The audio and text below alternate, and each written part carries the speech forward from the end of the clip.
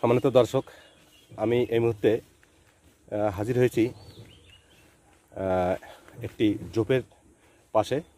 আপনারা দেখতে পাচ্ছেন একটি কাঁচা রাস্তা গ্রামের ভিতর দিয়ে চলে গেছে। এটা হচ্ছে রাজৌরি উপজেলার আনন্দপুর গ্রাম। তো এখানে আমি বিকালবেলা ঘুরতে এসেছি।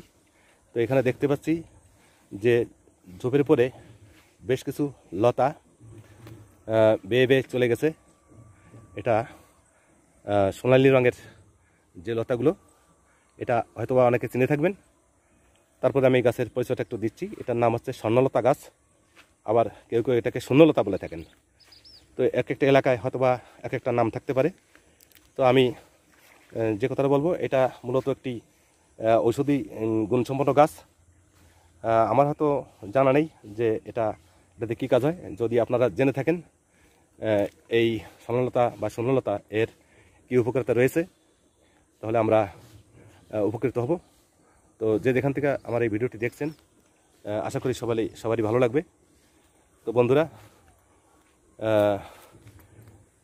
সবাই ভালো থাকুন, সুস্থ থাকুন।